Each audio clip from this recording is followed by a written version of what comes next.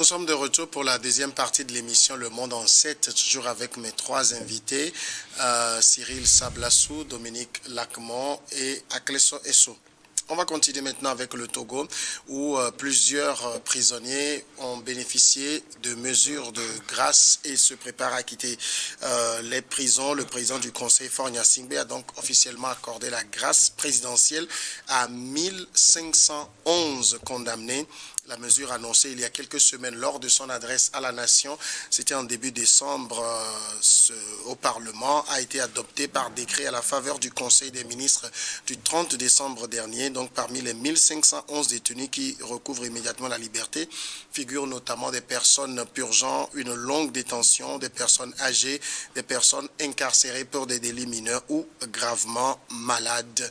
Alors, il y a beaucoup de spéculations, Cyril Sablassou, sur le profil des personnes qui vont recouvrer la liberté, mais déjà sur la mesure elle-même, 1511 détenus qui vont recouvrer la liberté, c'est une bonne nouvelle en faveur du désengorgement en milieu carcéral. Oui, c'est presque un quart de la prison, des prisons de, comment on l'appelle-t-on? Bon, si je prends seulement la prison civile de Lomé, au moins c'est presque un quart de prisonniers qui seront libérés. Maintenant, la question que nous on se pose, quel est le véritable profil de ces gens-là? Parce qu'il y a plusieurs spéculations. Nous avons lu des choses, mais officiellement, jusqu'alors, il n'y a pas une liste officielle qui a été sortie par la présidente ou par le ministère de la justice. Mais moi, je souhaiterais que sur ces 1511 personnes qu'on a des gens comme Monsieur Affectio, comme des grâces communes. Tous ceux qui ont été arrêtés lors des histoires de M. Soassi, il faudrait que le président du conseil les gracie. Et parce que déjà eux-mêmes, ils ont appris, ils ont tiré la leçon déjà lors de leur court passage ou de leur séjour au niveau de la prison civile de Lomé ou ailleurs, ils ont déjà tiré la leçon. Donc pour un apaisement, je crois que si ça serait bien que ces gens-là se retrouvent sur la liste des 1511.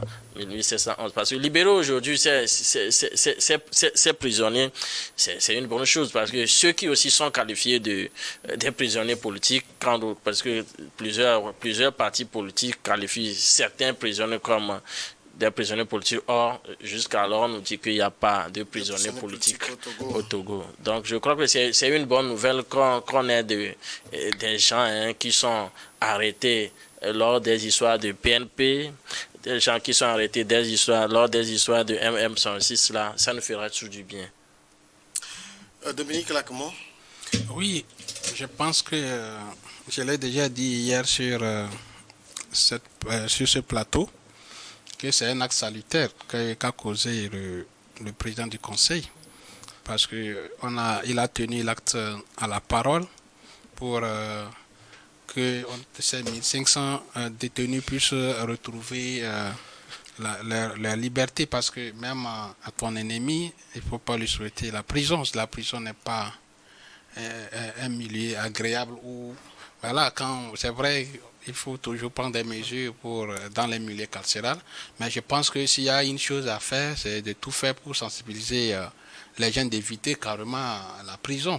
Donc, en attendant qu'on connaisse ces personnes qui ont été bénéficiées par cette grâce, je pense déjà, avant de dénombrer, il y a quand même des critères. Il faut répondre à certains critères, sûrement au ministre de la Justice, celle qui sait sur quels critères on est arrivé à ce nombre. Et aujourd'hui, que ces personnes, quand ils ont retrouvé leur liberté, il faut qu'il y ait une prise de conscience. D'accord, une prise de conscience, c'est vrai. Nous réclamons souvent de liberté d'expression, tout ça, mais que cette liberté d'expression ne soit pas en quelque sorte de liberticide, c'est-à-dire on utilise, quand vous voyez pas mal de gens qui sont incarcérés. Il parlait des derniers récents, il faisait allusion au mouvement M6. Est-ce qu'il y a un mouvement M66? Est-ce qu'il y a un mouvement régulier connaissant qui est au Togo qu'on appelle le mouvement M6? Donc, il faut pas, il y a certaines choses que nous devons éviter. Il ne faut pas aller rentrer dans dans un truc dont vous ne maîtrisez pas les tenants et les aboutissants. Quand des mouvements M66, si aujourd'hui nous allons au ministère de l'administration territoriale pour parler des associations, bien organisations reconnues au Togo, est-ce qu'on va retrouver ce mouvement-là? Donc c'est pour dire qu'aujourd'hui, nous sommes dans un État qui est régi par les textes et les lois qui régissent le fonctionnement d'un État et que chaque citoyen doit faire de son mieux possible. C'est vrai, personne, hier je l'ai déjà dit, personne ne peut jurer terre et ciel d'être épargné par la prison, parce que la prison, c'est, voilà, par mégarde, par méconnaissance de certains tests ou sur certaines, ça dépend de comment tu peux causer un acte qui va te conduire vers la mer. Déjà, si on est dans la tête de tout faire pour éviter ce milieu, c'est d'appliquer certaines mesures qui sont simples.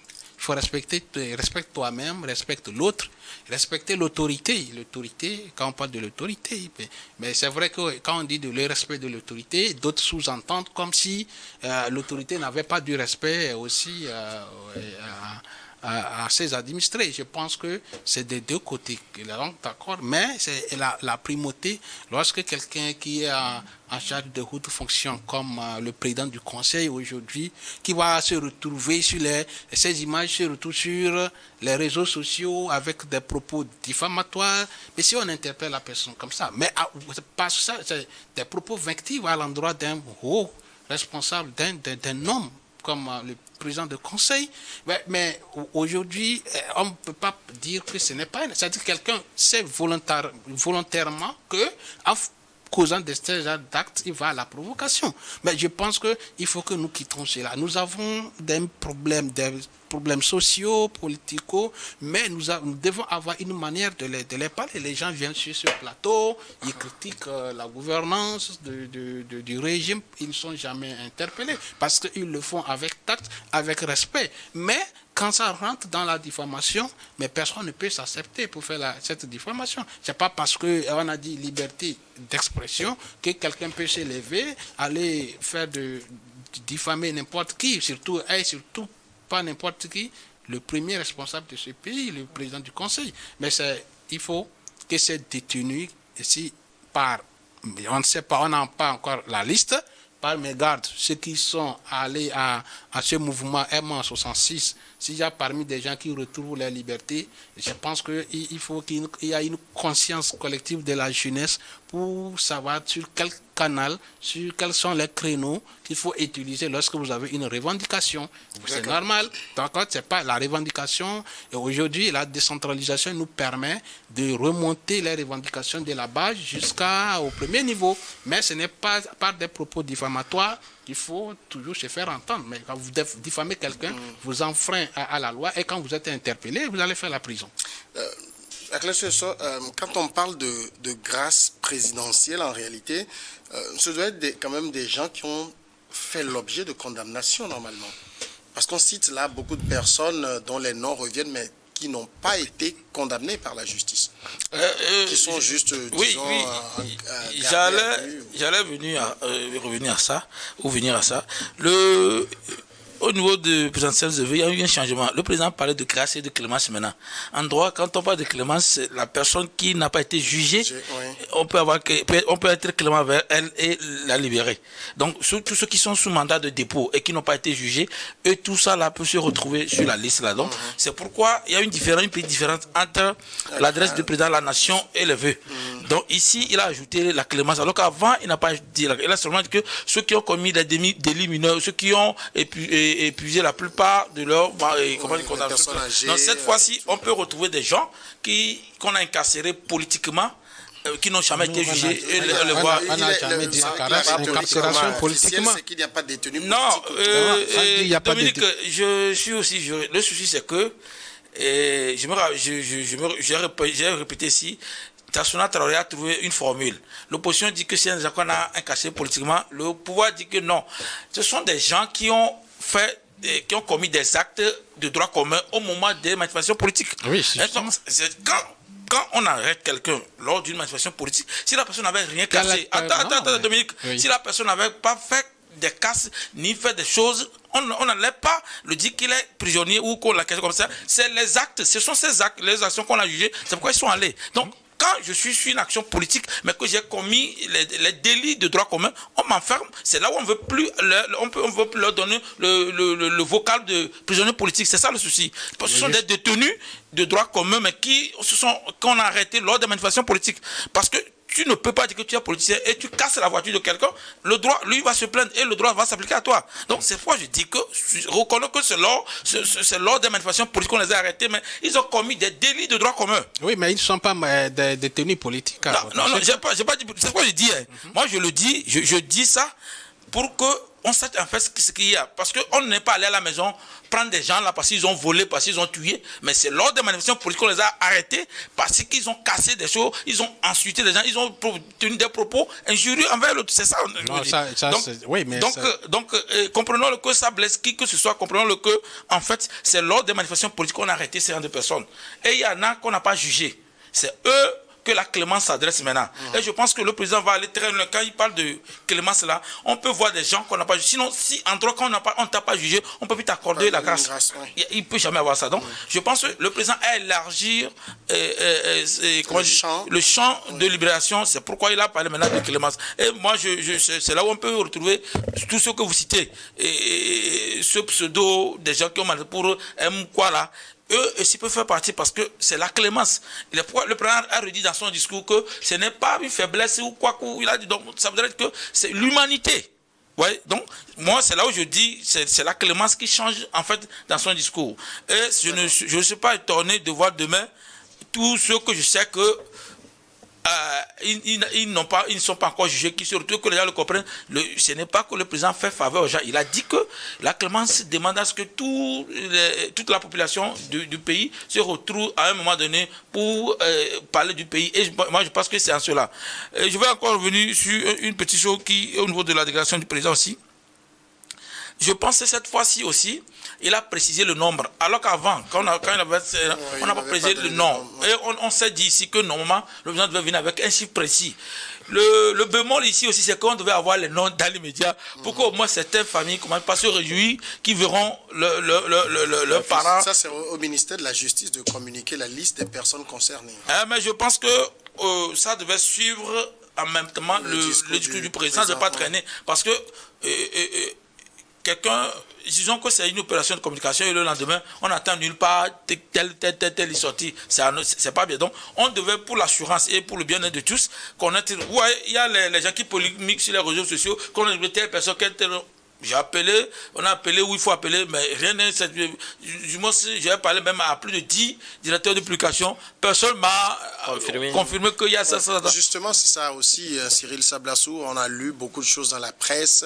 Il y a des noms qui reviennent, dont le plus emblématique, Pachanya Singbe, mais que nenni, Pachanya Singbe, en tout cas, rien d'officiel. Oui, je crois que c'est ce nom qui a plus circulé sur les réseaux sociaux. D'ailleurs, même plusieurs journaux de la place l'ont aussi écrit que Pachanya Singbe a été libéré. Mais officiellement, on n'a pas une liste qui nous dit, ou on n'a pas un communiqué de la part du ministère de la Justice qui nous dit effectivement que M. Pachanya Singbe a été libéré. Mais souvent au Togo, les rumeurs se confirment. Voilà, finissent par se confirmer après. Donc ça serait une grande joie pour plusieurs personnes, pour nous tous, de voir peut-être ces personnes-là retrouver leur liberté. Surtout ceux qui auront cette clémence de la part du chef de l'État. Il faudrait aussi qu'il arrive à tirer des leçons de leur acte. Le président l'a bien dit, c'est pas une faiblesse. Oui, en fait, c'est l'humanisme. Il y a des gens qui sont là-bas depuis 2019-2018, qui sont tombés gravement malades, ils sont toujours là-bas. Il y a des gens qui viennent de rentrer tout récemment. Il y a des gens qui viennent de boucler même. Aujourd'hui, on ne peut pas se lever et insulter un président du Conseil ou un président de la République. Même le fait même que insulter quelqu'un, c'est la diffamation, on doit appliquer la loi. Ça, c'est partout et ce n'est pas le Togo qui l'a inventé. Maintenant, si nous voulons revenir un peu sur les problèmes relatifs à l'histoire des détenus politiques, officiellement, on nous dit qu'il n'y a pas de détenus politiques au Togo. C'est le gouvernement, c'est un membre du gouvernement qui l'a dit et nous prenons acte. Parce que quand on parle peut-être de détenus politiques, peut-être un président d'un parti politique, je crois que si aujourd'hui on a un président d'un parti politique qui se retrouve aujourd'hui en prison, on peut véritablement parler d'un détenu politique. Mais ceux qui sont manipulés et se jettent dans la rue pour aller manifester, pour dire qu'il faudrait qui ou quoi parte, je crois que eux, ce ne sont pas des détenus politiques, ce sont des gros voyous qu'on doit combattre. Détenu politique, qui c'est en réalité? Qui peut-on considérer comme détenu politique? Je pense que c'est un politicien en prison ou bien quelqu'un qui est en prison pour ses opinions politiques. Voilà. Je pense que c'est ça. C'est lorsque quelqu'un est en prison pour ses opinions politiques. Là, par exemple, quelqu'un qui a écrit un poème et qui est incarcéré, c'est des opinions politiques? Non, c'est peut-être, vous savez que vous pouvez être aujourd'hui du pouvoir, demain ça change, tu as des ambitions et puis bon, ou bien carrément tu sors, voilà, le juriste, coach va nous expliquer mieux, mais c'est lorsque pour des actions politiques pointues, donc tu es arrêté, là on peut parler de détenus politiques. Souvent, par exemple, comme on dit, c'est à flagrant délit. Oui, mais comme par exemple une manifestation politique, peut-être si la manifestation elle est interdite, tout le monde sait qu'elle est interdite. Si les gens vont pour faire le vandalisme, ça ce n'est plus mais si pendant cette manifestation elle est autorisée et puis on vient prendre des gens, pourquoi vous manifestez? Là, les gens manifestent pour leurs convictions. Donc voilà, c'est un peu des choses comme ça. Mais quand les gens sortent juste pour casser, on a dit la manifestation elle est interdite. Mais si vous enfreignez les lois pour aller, ce n'est plus ça. Comme il a expliqué dans la première intervention de coach, ce n'est plus des détenus politiques. Mais je me réserve parce que je ne suis pas juriste. Les juristes sont là et voilà. Ici, cette définition va poser problème. Mais là, la question n'est pas là. La question c'est que comment faire pour éviter la prison? C'est de construire un Togo avec des citoyens modèles. Où on sait en même temps, ce n'est pas un Togo où tout le monde regarde dans la même direction. Non, parce que les gens estiment que les gens estiment que si pour un oui ou un non, parce que vous avez dit quelque chose qui ne plaît pas, le champ par exemple entre la critique et la diffamation, vous savez qu'elle est très ténue. Vous avez dit quelque chose qui ne plaît pas, on dit vous avez diffamé, alors qu'ailleurs les gens disent pire et c'est juste de la critique. C'est ça aussi. Il ne faut pas dire aux gens éviter la prison, mais oui, je pense. Il ne faut pas que la prison soit sur l'humeur de quelqu'un. En dehors des crimes qu'on connaît, des crimes liés les criminels, leur place c'est en prison. Leur place c'est là. Ouais. Mais pour des personnes liées à l'incivisme, je pense qu'eux, ils pouvaient éviter la prison. Mais désormais, moi, je pense qu'en réalité, si on fait une grâce comme ça et que désormais, on arrête quelqu'un pour l'incivisme, un comportement lié à l'incivisme, il faut s'il est condamné, qu'il reste pour aller jusqu'au bout de sa peine. Parce que ça, là, lui-même, de sa propre conscience, il pourrait l'éviter. D'accord? On n'a pas refusé. Tout le monde critique ici. Sur ce plateau, il y a des gens qui prennent le pouvoir, qui critiquent la gestion du pouvoir, du président du conseil et autres. Ils ne sont jamais inquiétés. Mais quand on va jusqu'à même dans la vie privée de l'autorité, mais ça encore avec ce que vous réclamez. Si je veux qu'aujourd'hui, que je réclame au gouvernement l'augmentation des salaires du fonctionnaire, mais je ne suis pas obligé de rentrer dans la vie privée du ministre de la fonction publique ou bien du président du conseil pour l'insulter, il fait ceci, il ne fait pas ça, il ne fait pas ça. Ça, alors, ce n'est plus un acte citoyen. Un acte citoyen, c'est d'interpeller tous les temps. Il faut qu'on fasse ceci. Si je vais demander qu'on mette un projet d'approvisionnement en eau quelque part, je vais interpeller le gouvernement chargé de l'eau. Mais je ne vais pas aller jusqu'à Mais diffamer, quand vous rentrez dans sa vie privée, et vous outrepassez et il va se plaindre. Ça, c'est comme ça. Il est aussi une autorité. Je pense que le civisme doit prévaloir tout. Nous devons nous respecter le prochain et surtout respecter l'autorité qui est en charge de tout ce qui se passe, surtout le premier responsable. Donc, pour éviter tout problème. Mais si on veut être un opposant politique, on est là. Il y a les opposants qui critiquent, avec les militants qui critiquent la gestion du pouvoir de ceux qui nous dirigent, mais dans le respect. Ils ne sont jamais inquiétés. Mais si on rentre dans la... Moi, j'évite que ça soit une diffamation ou bien des propos mensongers à l'endroit d'une autorité, mais vous êtes en outrage. D'accord. Axel, ce soir, la question du détenu politique. Quel est son champ? Le champ de détenu politique, normalement, c'est restreint aux hommes politiques. Ce n'est pas les responsables des partis politiques, mais tout militant d'un parti politique qui est arrêté et enfermé est détenu politiquement si uniquement c'est sur ses opinions politiques qu'on l'a arrêté. Je l'ai déjà dit, je ne peux pas être dans une manifestation politique, lancer le caillou et ça casse la vitre de quelqu'un ou la vitre des forces de l'ordre. Quand on m'interpelle maintenant, je ne suis plus détenu politique parce que on m'interpelle pour répondre à ce que j'ai créé comme acte. Oui, c'est ça, et pas pour la marche. Donc c'est pas pour ça. Donc c'est côté.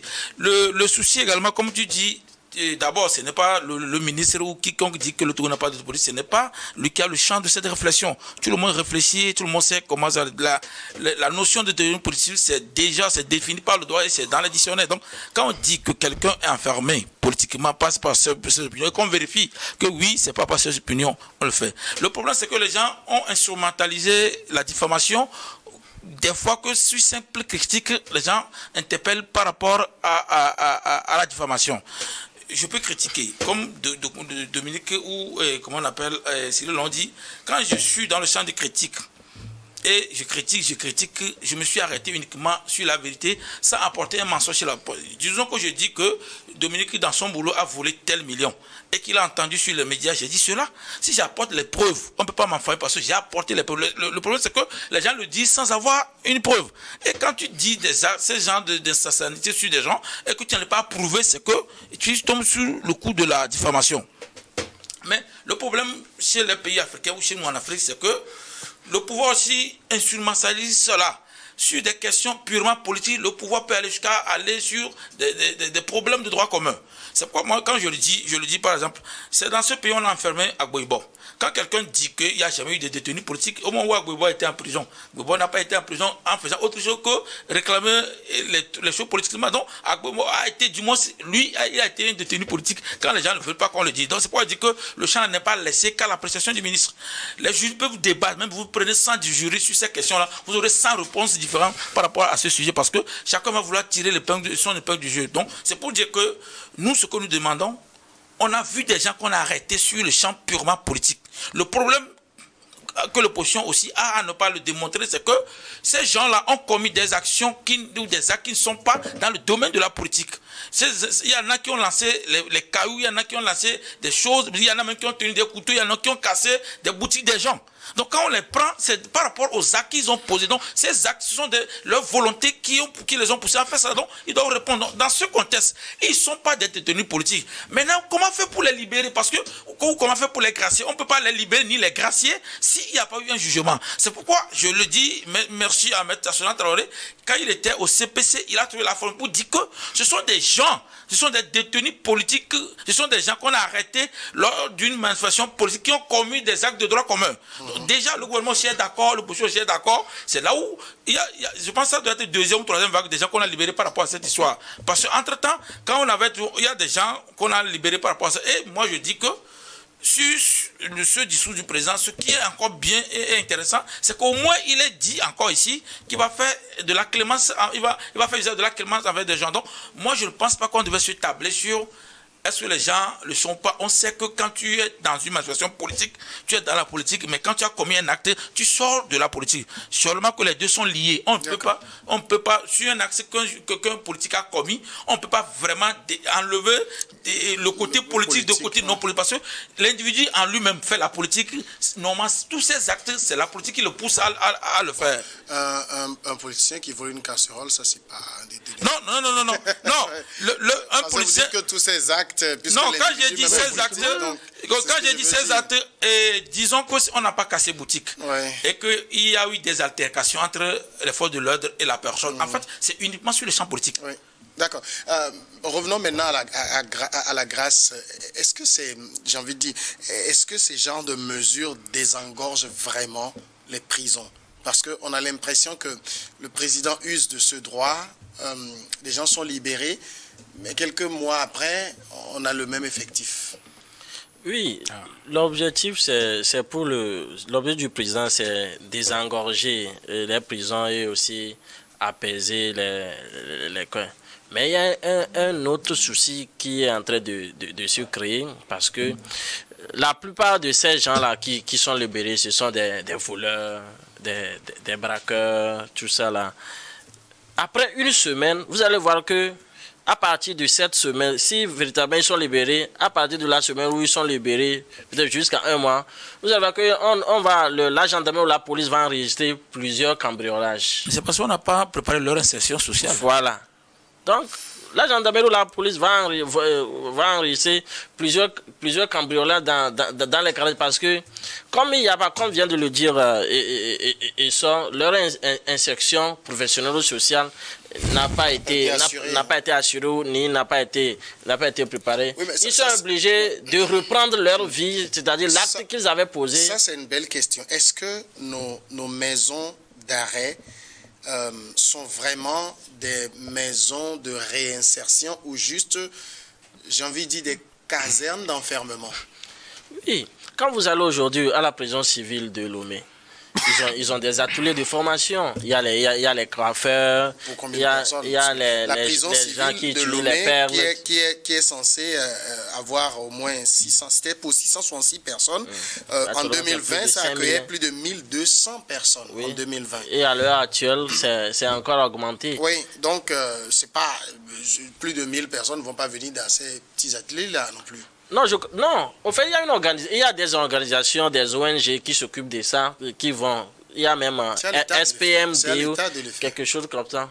Bon, je ne sais pas si l'État le fait, mais je sais qu'il y a certaines ONG qui le font, qui essaient de créer des ateliers dans des prisons, former des gens peut-être. Les ONG le font sur les priorités fixées par l'État. Voilà, sur le. Non, c'est que ça veut dire, aux États-Unis, par exemple, ces mesures sont purement prises par l'État, ou l'État suit la personne. On te voit sur une formation, à la sortie de la prison, par exemple, on t'oblige à suivre une formation. Quand tu suis la formation, il y a... C'est à la prison même, tu suis la formation. Non, il y a aussi la prison. Moi, je parle ici, l'insertion, en fait, c'est après la prison. Maintenant, si la personne n'a pas suivi la formation, on le fait, ou la personne suit une formation qui n'est pas adaptée sur le terrain. Quand elle sort maintenant, on le fait sur une formation, et on oblige aussi les entreprises à l'engager quand il finit la formation. Parce que beaucoup de gens n'aiment pas prendre les prisonniers, engager les prisonniers. Quand il y a ça, que l'État suit, et que la personne est rémunérée, je ne pense pas qu'il va retourner ici. Il y a des gens qui ont fabriqué les choux, qui savent préparer les choux, qui fabriquent les perles, tout ce que tu dis, mais finalement, comme ça ne donne pas de l'argent. Le vol, la même journée, tu peux avoir 200 000 comme 100 000, alors que pour vendre gagner 200 000, il faut toute une année. Donc, il faut en fait faire des formations, des insertions à la personne qui permettent à la personne vraiment de sortir. Je pense qu'il y a une organisation au niveau de Bafilo, sur la montagne là, eux ils le font bien. Ils font, quand les prisonniers sortent là-bas, ça va chez eux, ils les forment. Il y en a même qui sont devenus des prêtres, les prisonniers qui sont devenus des prêtres, qui sont devenus aussi des préparateurs d'ateliers. Non, j'oublie leur nom. Eux, ils le faisaient, mais je pense que l'État est sur là, doit collaborer pour que ça soit vraiment effectif. Parce que quand on dit ce qu'on fait en prison là, ce sont des pseudo-formations où, en fait, quand ils sortent et qu'ils fabriquent, qui achètent. Donc il y a ce problème. Il doit avoir un mécanisme où ils produisent, ils vendent, ils s'en sortent comme ça. L'État même doit être, c'est là où l'État doit être le consommateur des produits de ces gens-là. Ne serait que si la prison même peut reconsommer, lui ça va le faire de là. Et les gens le font. Mais les gens qui suivent 3 jours de formation et après on les laisse comme ça, vous allez voir. Il a raison, après 2 semaines vont venir, vous allez voir que c'est encore donc c'est ça le problème de ces situations. Je voulais dire, il faudrait que l'État arrive à adopter une véritable politique de réinsertion des gens qui étaient entre-temps en conflit avec la loi. Quand vous prenez aujourd'hui le centre d'accueil des jeunes mineurs de Kakabeli, je crois que là, comme ce sont les mineurs, il y a une véritable politique de réinsertion qui est vraiment adoptée. Parce que quand vous allez là-bas, c'est bien aéré, les jeunes, les enfants suivent des formations en atelier, etc. Donc, je crois qu'au niveau des adultes, il faudrait que l'État se saisisse de ce problème de véritable réinsertion. Parce que sur les 1511, je parie que d'ici peut-être 1 mois, 2 mois, maximum 3 mois, on aura plus de 30% de ces gens-là qui vont retourner encore en prison. Ça c'est clair. Ça c'est un fait qu'on doit admettre. Maintenant, qu'est-ce que l'État doit faire pour empêcher cela? C'est adopter une véritable politique d'insertion. Justement, c'est le sens de ma question, Dominique Lacmont. On a l'impression qu'il y a un échec de politique carcérale. C'est juste, on met les gens au bagne pour un temps et on les libère. Non, je ne pense pas. Pourquoi vous parlez d'échec? Tout le monde l'a reconnu ici. Sûrement, il y a des mesures. Peut-être qu'on va demander que ces mesures-là puissent être améliorées. Il y a des activités qui sont menées à la faveur des détenus, ici, des formations, des activités de courte durée, qui peuvent les générer, les activités. Mais on ne peut pas... Le taux de récidive est très élevé. Oui, mais aussi. on ne peut pas demander à l'État de donner des cours, bien faire sortir des diplômés en milieu carcéral. Mais si, c'est le travail de l'État. Il y a des gens qui ont fait le bac en prison, mais qui ça ont va fait être, la licence en prison ailleurs. J'ai dit, mais ici, c'est des humains on a pris des mesures qui... Si on veut si c'est possible, moi je ne sais pas, mais au fur et à mesure que l'État fait des actions, il faut aussi reconnaître cela. Donc je pense qu'il faut faire, s'il faut interpeller l'État, c'est de faire plus. Peut-être en même après, temps, comment le faire. Comment le faire. Il y a aussi les peines alternatives. Parce qu'on a l'impression que les juges, parfois, ils font un bon travail, mais quand ça ne va pas, il faut le dire aussi. Ils sont tellement débordés que tous ceux qui viennent, mandat de dépôt. Oui, mais attention. Pourquoi je le dis? Parce que vous avez des gens qui sont là.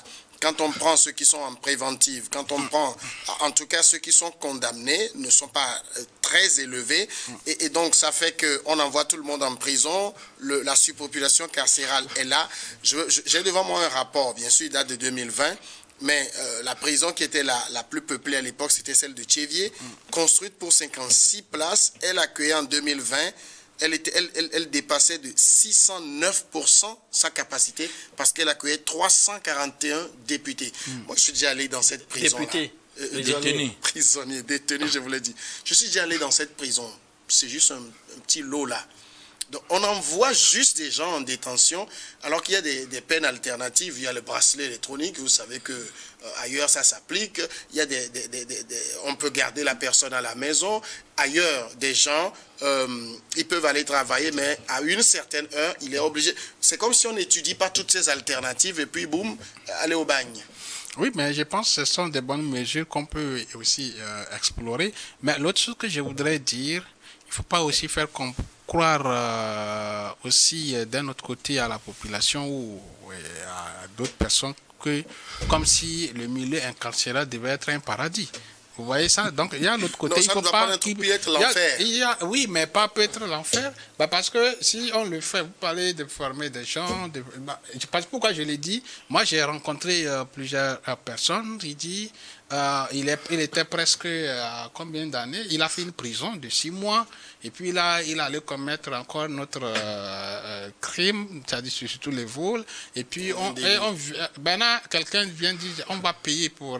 il avait un beau fils là qui veut payer par caution pour qu'il retrouve sa liberté. Il s'est dit, non, lui se sent mieux là-bas. Ça veut dire que c'est quelqu'un qui ne veut pas faire quelque chose dans la vie sociale, mais en étant en prison, on s'occupe bien de lui. Donc, quand on forme... C'est un cas parmi tant d'autres. Oui, on ne dit pas que tout le monde, ça va marcher. Mais c'est vrai, on ne peut pas forger une vraie dans... politique carcérale, c'est de ça c'est qu'on parce parle. que pour les gens comprennent que la prison aussi, ce n'est pas un lieu de plaisir. Non, c'est pour punir. Donc, oui, c'est pour mais pas punir. pour détruire. Moi, il faut qu'on aille à la prévention. tout simplement qu'on construit des sociétés d'un modèle. Et quand on sait que pour des crimes, mais imaginez si vous prenez quelqu'un qui va aller à décapiter la vie d'une autre personne. Oui, là, pour on sait, sa place est en prison. Pour un rien de quelque chose, le gars, on ne peut pas lui permettre de lui délivrer un bac à sa sortie. Là, c'est la réclusion criminelle. Donc, c'est pourquoi j'ai dit, ce que je propose, peut-être, si j'avais des choses à proposer au gouvernement, c'est de savoir faire la différence entre les prisonniers. C'est-à-dire quand on mélange tout le monde dans un milieu carcéral, même si toi, tu as pris une dette chez quelqu'un pour des raisons sociales et la personne te convoque, tu n'arrives pas à payer, on te met avec les gros criminels, dans une cellule de quelqu'un qui a commis des crimes. Je pense qu'on va arriver à séparer et comme ça chacun dans sa cellule doit se doter d'une morale, c'est-à-dire la leçon en fait, pour qu'à la sortie, qu'il soit conscient. Il y avait un Maintenant, projet c'est lorsqu'on mélange tout le monde que cela ne rime pas très bien avec la réalité. Qu'est-ce qu'il devient?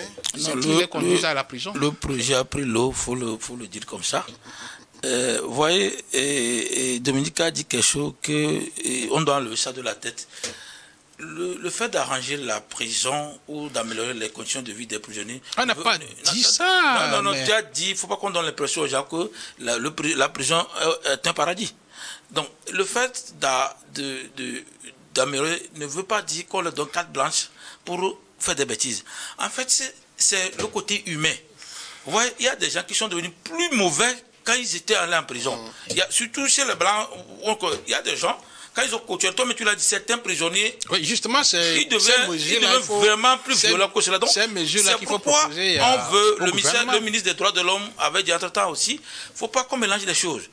Et j'aurais préféré, comme ta profession le dit, qu'il y ait des brasseries électroniques, il y a des détentions à domicile et qu'on soit là, pour que au moins les délits mineurs et les travaux d'intérêt général, pour que les délits mineurs n'amènent pas des gens forcément à pleurer. Parce que au contact d'un vrai criminel, c'est que tu risques de devenir criminel toi-même. Surtout si sa psychologie est forte.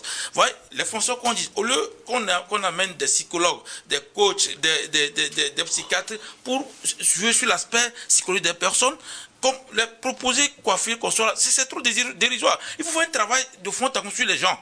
Qu'est-ce qu'il a amené en prison? Est-ce qu'on peut enlever ça de ça pour qu'il soit un citoyen modèle? En fait, on insère la personne dans la vie courante quand la personne redevient un citoyen modèle.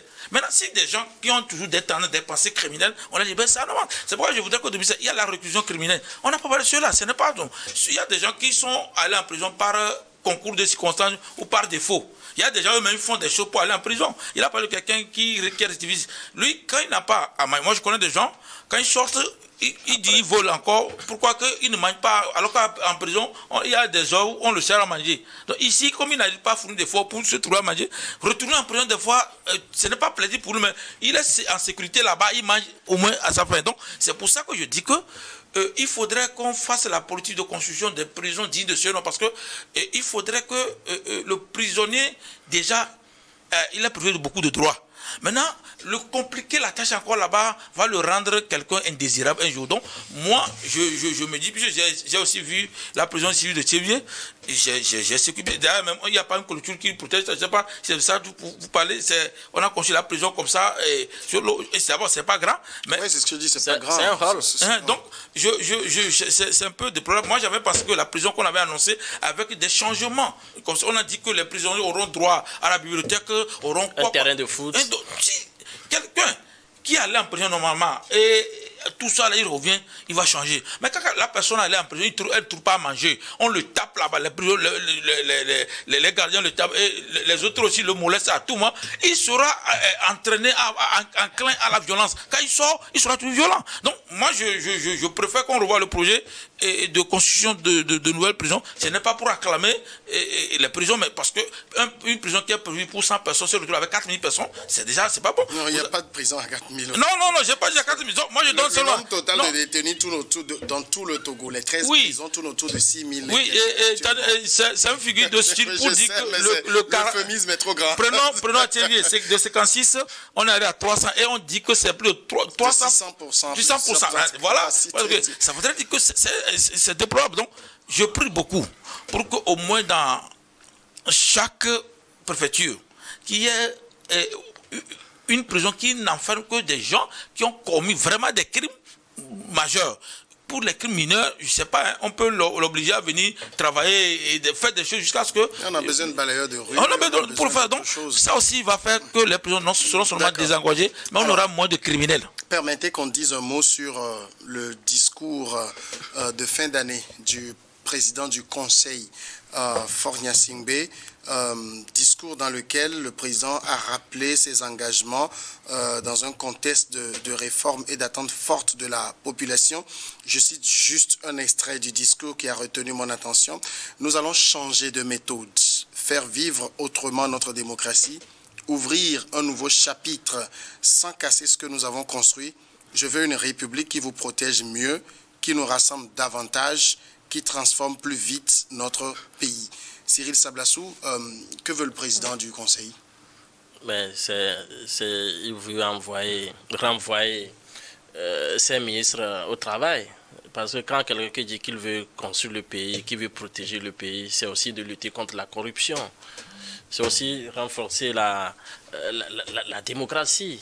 Et je crois que c'est après ce discours-là qu'on a encore annoncé ou bien confirmé la libération de ces prisonniers-là. Parce que quand vous prenez le Togo aujourd'hui, le plus grand phénomène qui nous dérange et qui bloque un peu le développement aujourd'hui, c'est la corruption. Donc quelqu'un qui fait ce discours avec ce temps, je crois que dans les jours à venir, et je lui fais confiance, dans les jours à venir, il faudrait qu'on arrive à assainir véritablement notre finance. Cyril Sablassou, c'est le Faure Gnassingbé est président du Conseil, mais il était président de la République depuis 20 ans. Oui.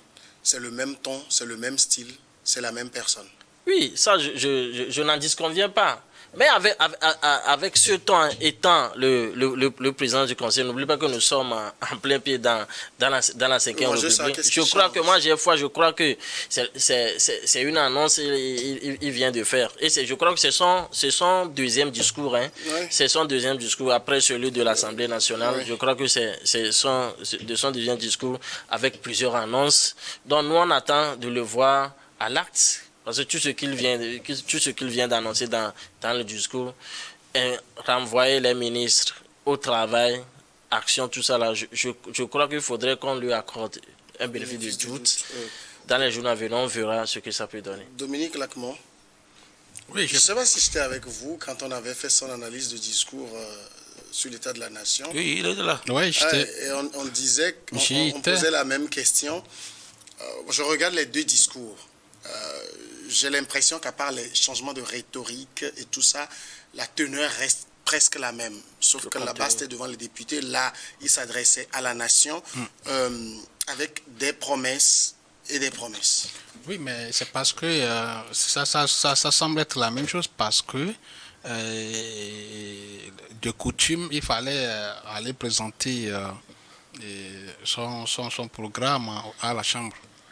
Comment dit-on au Congrès, au champ du Parlement. Donc aujourd'hui, il est face à la population, dont il y a certaines priorités qu'il a dit au Parlement qu'il doit également répéter pour que l'Assemblée et la population puissent mieux cerner. Moi, j'ai trouvé un président de conseil très serein et comme l'a dit l'autre, il faut croire, il faut espérer. Parce que je vous pose même question. Hein, c'est Faure Gnassingbé. C'est pas comme si son nom avait changé. C'est pas comme si quelque chose d'extraordinaire avait changé. Justement. Qu'est-ce que vous espérez de nouveau? C'est Faure Gnassingbé qui est aujourd'hui avec une nouvelle méthode. Aujourd'hui, une nouvelle méthode. Bien sûr, de gouvernance. Une gouvernance basée sur... parce qu'il est le plus proche des ministres, c'est-à-dire il n'y a plus d'interlocuteurs. C'est lui directement qui est le premier répondant. Le premier répondant de tous ses collaborateurs qui sont des ministres, qui doivent lui rendre compte. Il a un régal plus accru. C'est comme vous dites qu'avant, le Premier ministre était un barrage. Non, mais... Il ne contrôlait pas directement l'action des ministres, oui, c'est un intermédiaire entre... c'est lui qui contrôlait la mise en œuvre du politique du chef de l'État. Le chef de l'État aujourd'hui veut nous dire, le président du Conseil, excusez-moi, veut dire... Oui, mais c'est lui le chef de l'État. Non, mais il y a un président, il y a un président. Vous êtes sûr? Donc, il est le chef suprême de l'armée. Oui, le président du Conseil aujourd'hui veut dire aux Togolais qu'il est le premier responsable qui doit suivre l'action gouvernementale sur le terrain. Parce que tous les ministres doivent lui rendre compte. Aujourd'hui, expliquez-moi une chose, Dominique Lacombe. Bien sûr. Moi, je vous suis, j'ai du mal à comprendre. Entre la méthode d'avant, où le ministre rencontre au Premier ministre qui vient dire au président, oui, voici, et maintenant où le ministre vient directement dire au président du Conseil, quelle est la grande différence? Là, c'est pas la même chose. Le président, c'est quand on est entre-temps chef de l'État et que tu as un Premier ministre qui contrôle l'action de votre politique. Donc, ça veut dire qu'il y a des choses que vous ne pouvez pas forcément cerner.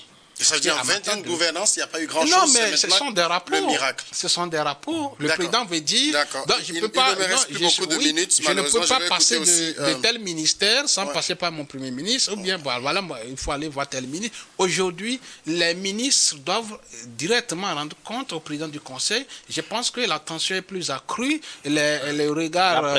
La pression est là. Et comme vous le voyez dans son discours, ça veut dire que le président du Conseil met plus de pression sur ses ministres pour aller à l'accès au résultat. Donc, il y a la pression a augmenté. Quand je vois Cléson et ça, je connais le ton de sa réponse. Je n'ai que 3 minutes, il me reste que 3 minutes. Vous l'avez écouté. Qu'est-ce que vous en avez pensé? D'abord, même aux deux présidents, le PC, le PR, on a oublié sans le leur adresser. Oui, j'allais poser la question, est-ce que lui ne va pas parler, le PR? On attend voir. Moi, contrairement à ce que Dominique dit, ça s'est passé déjà comme ça. Il y a conseil de ministres chaque fois dans la semaine. C'est-à-dire que la pression sur les ministres, il y avait eu ça depuis. Malgré qu'il y avait Premier ministre, je pense que c'est mercredi ou jeudi, il y a conseil des ministres. Donc, chaque ministre doit rendre compte au président sur ce qu'il faisait. En fait... mais on ne peut pas aussi non plus dire que...